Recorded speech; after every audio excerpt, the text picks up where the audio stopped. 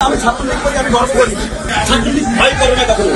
ছাত্রলীগ এদেশের সোনালী, যারা এদেশের সোনালী অর্জন তারা ছাত্রলীগের হাত ধরে এসেছে।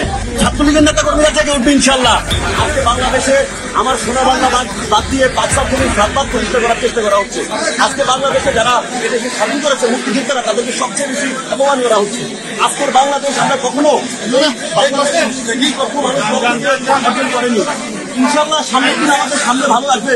টানা সপ্তমবারের মতো বেস্ট টিস্যু পেপার ব্র্যান্ড হিসেবে স্বীকৃতি পেয়েছে বসুন্ধরা টিস্যু। জয় বাংলা, জয় বঙ্গবন্ধু। আপনি আদালতে কি বলছিলেন? দেখুন, আমি ছাত্রলীগ করি, আমি গর্ব করি।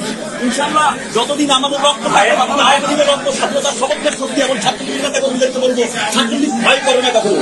ছাত্রলীগ এদেশের সোনালী, যারা এদেশের সোনালী অর্জন তারা ছাত্রলীগের হাত ধরে এসেছে। এদেশের ৭০-৫২ ভাষা আন্দোলন থেকে শুরু করে আজকে আপনারা দেখবেন ৭১ স্বাধীনতা যুদ্ধে ছাত্রলীগের নেতা কর্মীদের অবদান সবচেয়ে বেশি ছিল।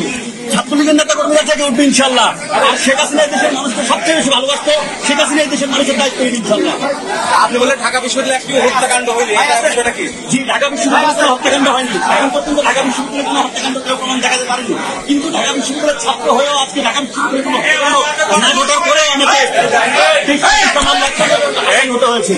এটা তো আইনের শাসন না। যারা আইনের শাসনের কথা বলে দুঃশাসন করে যাচ্ছে তাদের বিচার হবে।